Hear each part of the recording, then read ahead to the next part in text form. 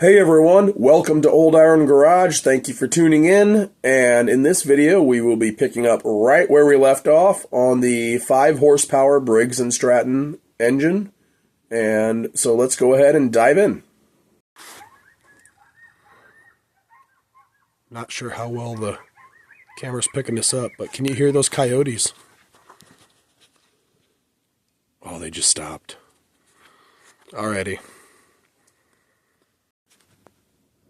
Alright, I'm back. So, yeah, that little video clip I added in of the coyotes, that was pretty close to home.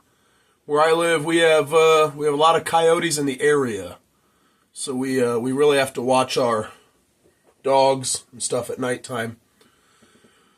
Fortunately, we have a fenced-in backyard. I just don't really leave the dogs out there in the backyard, even in the fence at night unattended, because they do know how to escape. And if you live in an area where you don't have coyotes, what the coyotes do is they try to draw your dogs or your cats out. You know, they try to draw your animals out, and then they ambush them, kill them, and eat them. So yeah. I love my dogs very much, and I don't want that to happen. So, anyways, I just thought that was interesting and decided to throw it in there.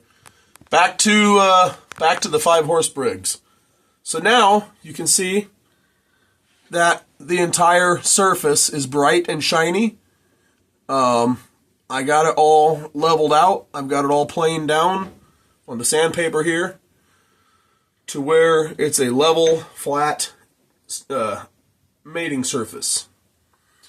Unfortunately, I cannot do that on here because, you know, it just doesn't work. There's a little spring pin here as like an alignment pin. I would have to pull that out.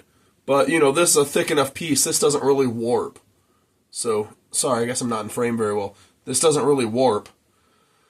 But this surface does. So I ran this on the sandpaper a little bit to see if that was warped. And you can see by the shiny spots where it was touching the sandpaper, those are high spots. The rest of it where it's dull is a low spot. This is warped. This is warped enough, though, that I'm not going to sit here for an hour sanding away. I sanded at it for a few minutes, and that's all the further I got. Where just the very end, the ends of the flange by the bolt holes. So I would be sanding at this for probably at least an hour until it's all level. So what I'm going to do, and that's enough to create a significant vacuum leak, though. That's warped enough that it's going to make a bad vacuum leak, which might be why this engine got parked. So what I'm going to do is I'm going to clean this surface up, and I'm going to put a thin skim of fuel-rated sealant on here. It's not Permatex, like a RTV silicone gasket maker. It's this other stuff. It is fuel-rated, so that'll be just fine. I've used it before. Works great. But what I am going to do is I am going to take a little piece of this sandpaper, and I am going to just clean this up a bit, though. And I'm going to do the same thing to the mating surface on where the diaphragm goes here on the carburetor. I'm just going to clean it up because it's pretty dirty, and I want to make sure I get a good seal. After I get those gasket surfaces, those mating surfaces cleaned up, then I'm going to go ahead and clean the carburetor, spray out all the ports,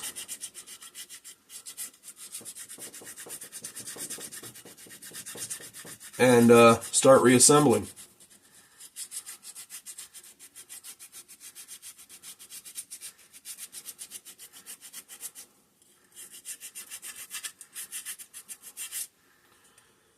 Let's take a look.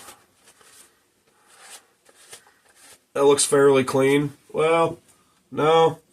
I'm going to go at it just a little bit more in a couple spots.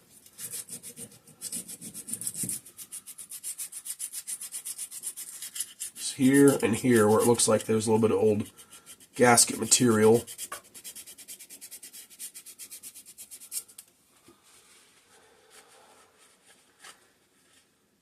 I'd say that's pretty good, really. That's good enough that it'll seal up with some sealant on there, some of that fuel rated sealer. The sealer that I'm using that's fuel rated, I have two different kinds. They're both Permatex brand, but they are not RTV silicone gasket maker. They are not silicone. One is, the only difference between the two that I am referring to is one is fuel rated. No, they're both fuel rated. I'm sorry, one is hardening and one is non-hardening. Both of them are fuel rated gasket makers, though. Fuel rated sealants. Now, on this surface, I'm not sanding very hard. I'm just doing enough to clean it up. To take anything that's stuck on there or any kind of corrosion or dirt, debris off of it. I'm just trying to clean up and brighten up that aluminum to ensure that I have a clean sealing surface, a clean gasket surface. I don't always do this, but if it's looking pretty bad, if the sealing surface is looking pretty bad, and it concerns me on whether it's going to actually seal or not, then I do clean them up with sandpaper. If it looks okay, I just leave it alone. But I'm not actually trying to take off any metal. I'm just trying to clean up the metal. Alright, let's take a look at it.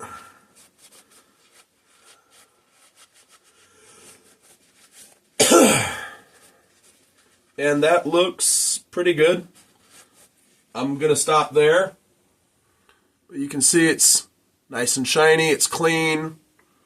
I'm going to stop there. I'm not really wanting to take any metal off. Just wanting to clean it up. Alright, so now what am I going to do? I guess before I actually go and clean this carburetor,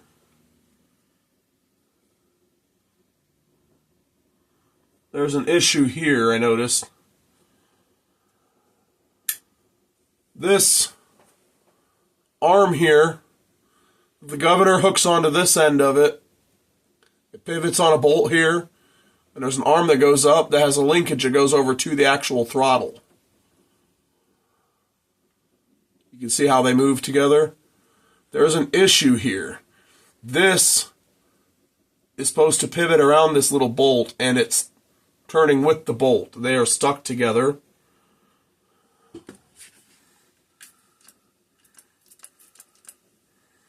And I need to unstick those.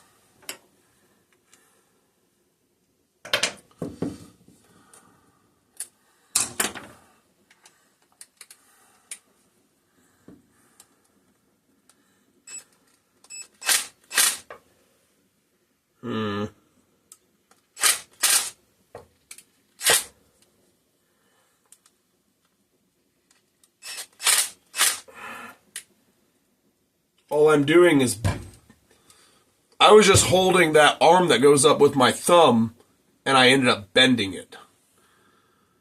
How am I going to get this bolt out of here without damaging this thing any further? Because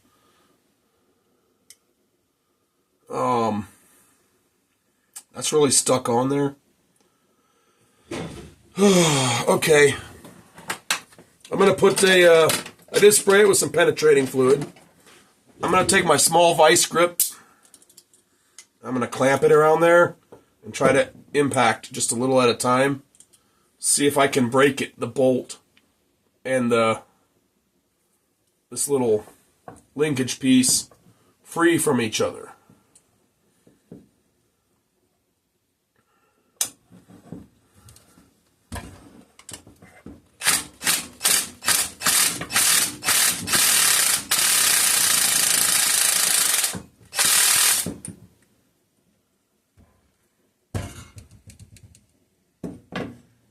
It looks like it's working. The bolt is backing out of the carburetor. There we go. We have broken it free. So now I'm going to take this out.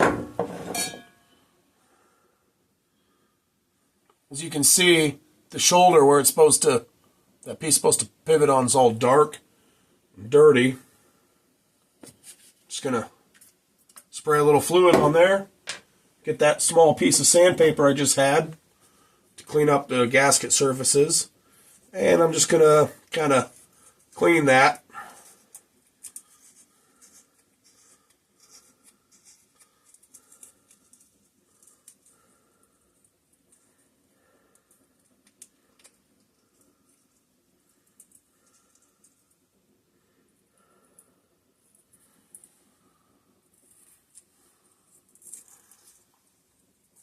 Okay, so I got sandpaper wrapped around there. I'm going to put the impact on here and see if I can give it a spin.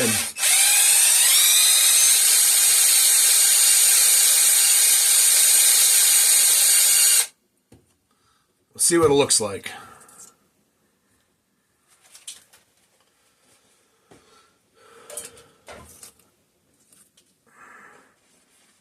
I'm probably going to end up doing that again.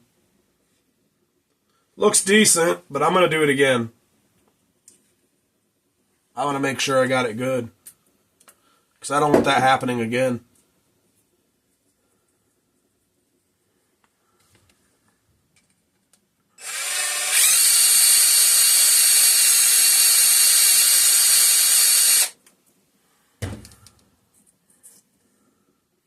That looks better. That looks really good.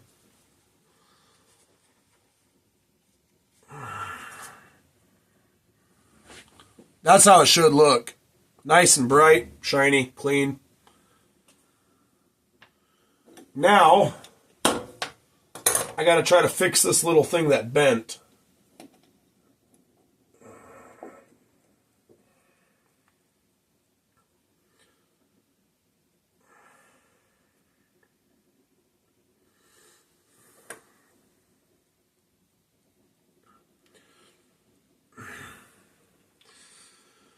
I am going to, the vise is occupied, so I'm going to clamp it there. Just try to bend it back by hand. Ooh. I think I got it.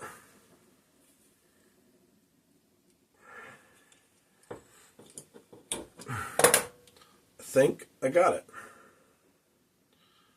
It's pretty dirty. I'm going to give it a little brushing. Take a little bit closer look at it. Get some of this dirt off and take a little bit more look at it. Or a little better look at it. It's late and I'm tired, so I'm not really, my brain's not working at full capacity.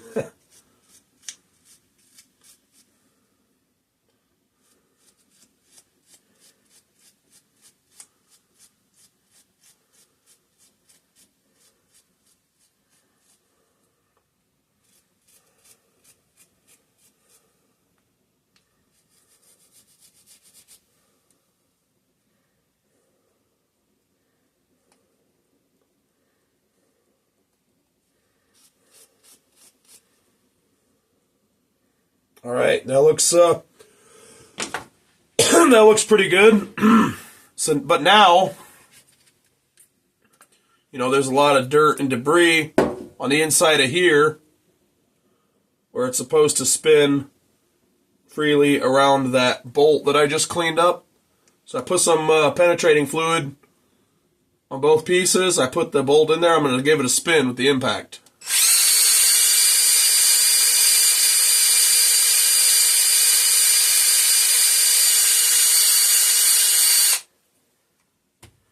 to kind of clean out the inside of this thing, because I can't really get in there with sandpaper. See how dirty that came out? I got a bunch of that dirt loose and free by doing that. And hopefully now I won't have any problems with that seizing up again.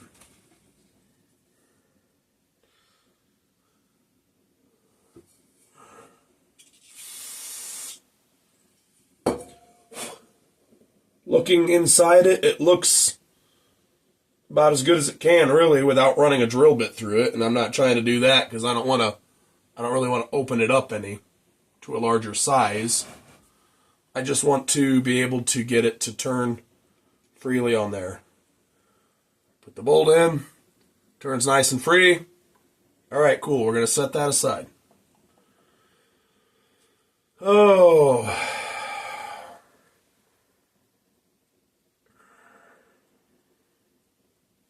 So now we're going to clean this carburetor out, make sure all the passages are free. Oh, before I jump off camera to do that, let's take a look at the screen on the bottom here. That is pretty dirty.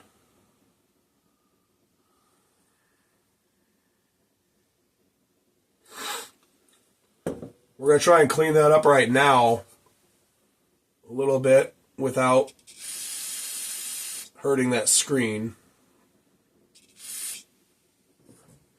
I wonder if anything can even flow through there. Nope. This pickup tube, as I suspected, is plugged. In order to clear that, this pickup tube actually has to come off. I have never had a lot of luck trying to clear these pickup tubes with them still on the carburetor. And more than likely, I'm probably going to end up ruining that screen. But until that happens, we're just going to be gentle with it, and we're going to try to save it. If we lose that screen, then we just got to make sure the fuel tank is nice and clean.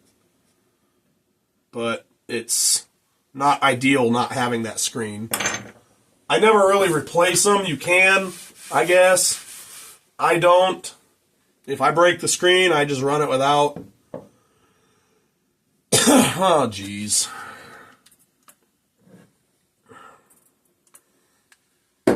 So, I'm going to try to very carefully take this pickup tube off, or at least take the screen off, the part holding the screen off the end. Looks like we're going to end up just removing the whole pickup tube. I put some penetrating fluid on there, and I'm grabbed it with the vice grip, and I'm just slowly twisting back and forth, and the pickup tube is out. Just like that. Let's make sure that the passage in the carburetor that goes to the pickup tube is clear. Yep. That's clear. So it's just the pickup tube that is plugged. I cannot see any light through it. Let's see how far in we can stick this straw. Well, it goes as far as the straw will go. That's about 1.25 inches, 1.5 inches from the end of, to where the screen is. So the blockage is just down in the bottom, probably the bottom inch maybe, or less. I'm going to put some carb cleaner down inside this pickup tube. I'm going to fill it up. And I'm just going to let it sit there, and I'm going to take a little break while that kind of sits and soaks in.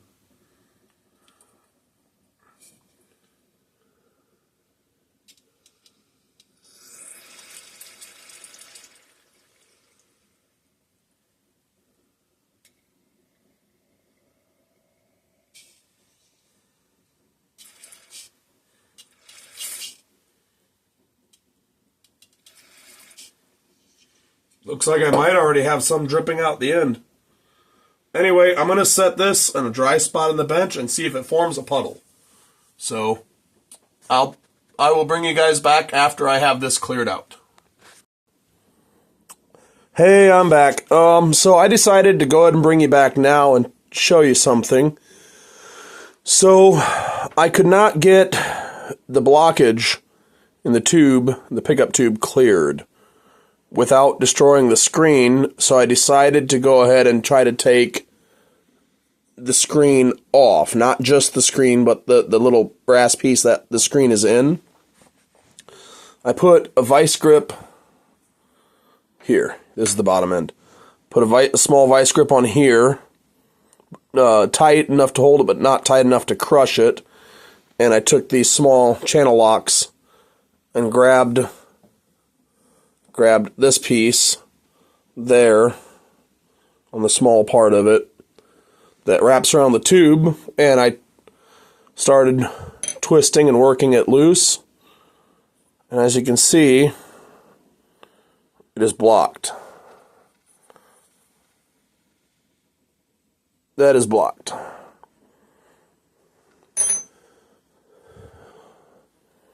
And that has some blockage in it as well. So I'm going to just keep working at this carefully off camera and try to get that stuff cleaned out so that fuel can pass through there and up and into the carburetor. Alright y'all, I'm back. So I have the screen back on the pickup tube, and I don't know if you can hear that, but I can easily blow air through. The screen is still on there. It started to come loose on one side just a little bit, but it is still on there, and I kind of took my fingernail and shoved it back in. So it is still intact. I'm going to call that a win. This is in really rough shape, but I don't see any reason why it wouldn't still function as it should. So I'm going to leave it well enough alone. I'm going to leave this off of the carburetor while I am cleaning it. And, yeah. You know what?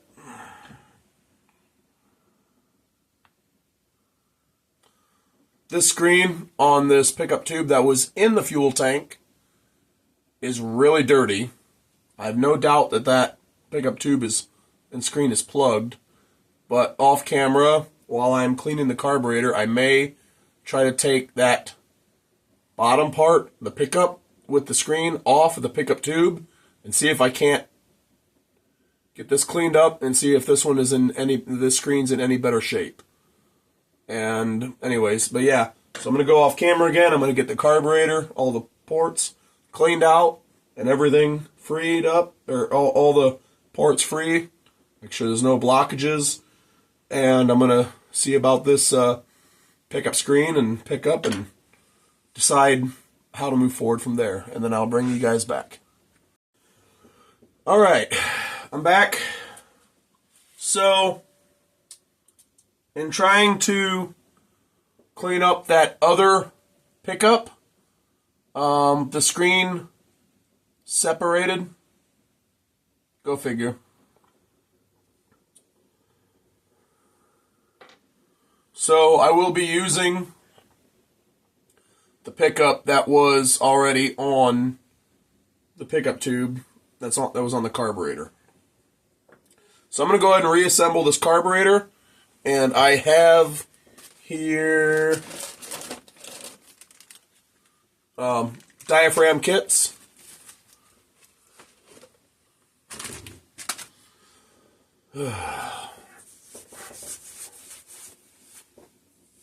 And I'm going to install a new diaphragm. The last thing I'm going to install is this pickup tube, because that screen on the end is very fragile, so the last thing I'm going to do is mess that up.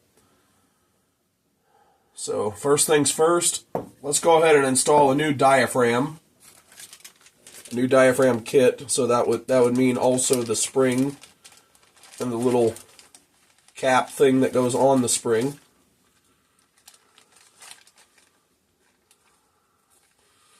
I've been going through a lot of these lately, so I may want to order some more of these here soon.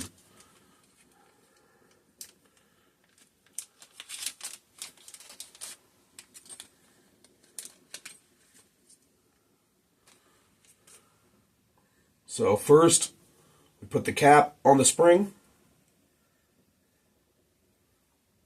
like that. And we'll just go ahead and set that in the body of the carburetor. We'll go ahead and get the diaphragm, the hole for that little spring pin, that's an alignment pin. We'll go ahead and get that lined up. Oh, I forgot to clean my diaphragm cover. So we'll do that real quick.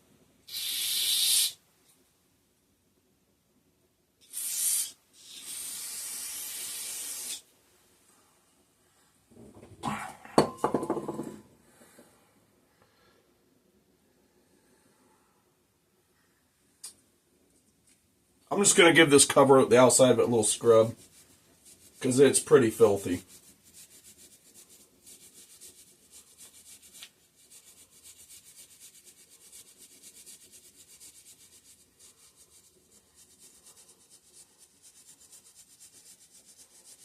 I just don't want to introduce any dirt into the carburetor while trying to reassemble it.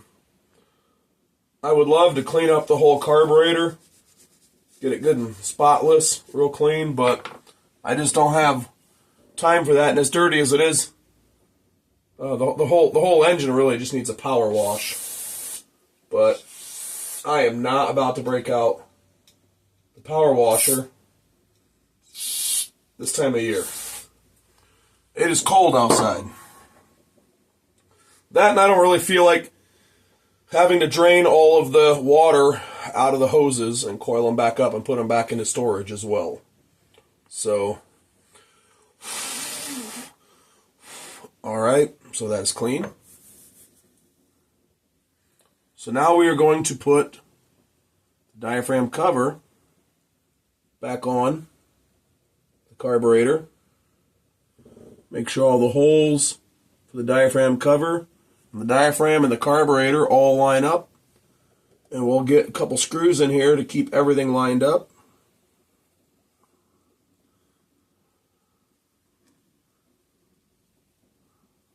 Then we can let go of it and put the rest of the screws in.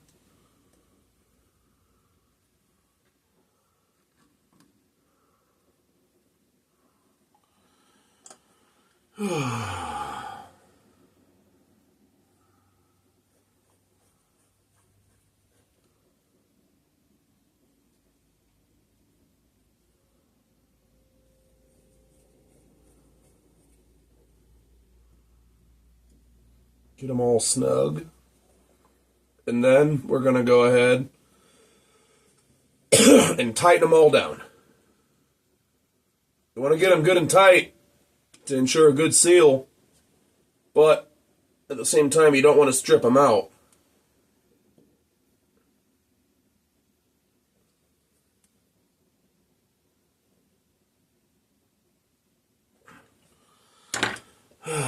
And now we're going to flip it over. We're going to put our jet back in. Going to wipe off my screwdriver to make sure I'm not introducing any dirt into the carburetor.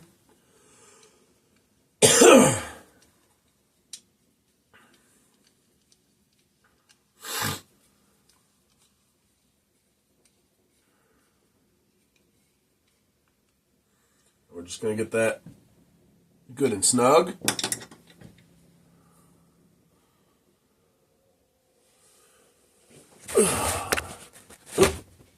Sorry, I didn't mean to bump you.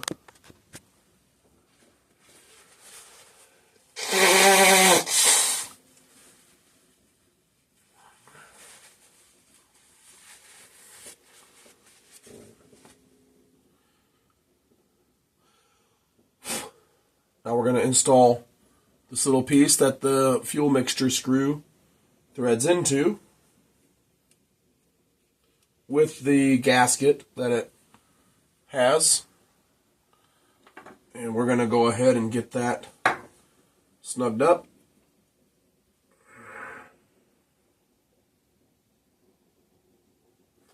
Just tight enough that it'll stay in and it won't leak fuel. Now I put in our air mixture screw. Air, fuel, mixture screw. We're going to go ahead and thread it in all the way. Then when we are done reassembling this carburetor, we will bench set the carburetor. So that is threaded in all the way. Now the last piece of the puzzle. Oh wait, I misspoke. It's not the last piece yet. So beforehand, before we got this thing off, the part that was stuck to the bolt that it's supposed to pivot on, the throttle would not open all the way. And now, there, that is all the way open. It's idle, all the way open. The throttle moves freely. So now we're going to reinstall this part, the part that I had to fix earlier, the part that was stuck.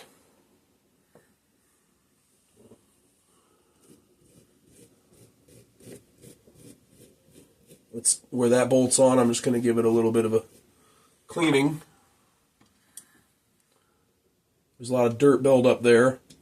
I want to make sure that there's no dirt built up so that that part can pivot like it's supposed to.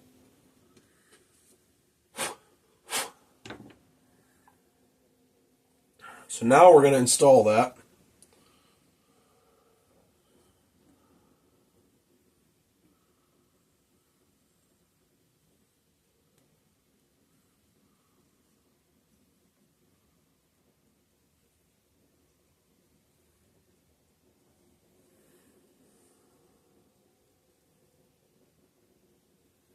Something's not right here.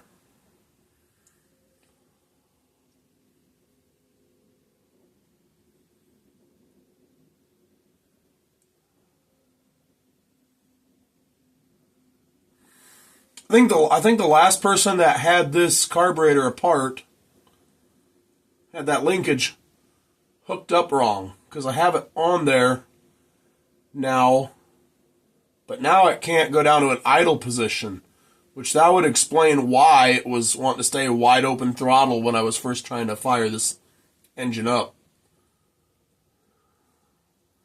I think they got that on there wrong. I did not take the little linkage piece, this little rod here, off of the throttle. So basically what I'm saying is it is on there the way it was before. And that's why I had to zip tie the throttle in a idle position to get the thing to idle.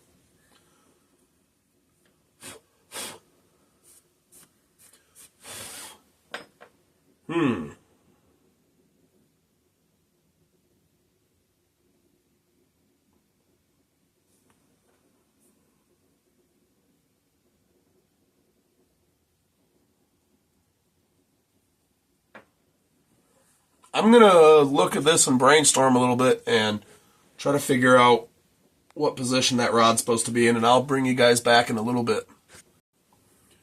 Alright, y'all, I'm back. So, the linkage, that little rod right here, was just bent funny. I had to straighten it.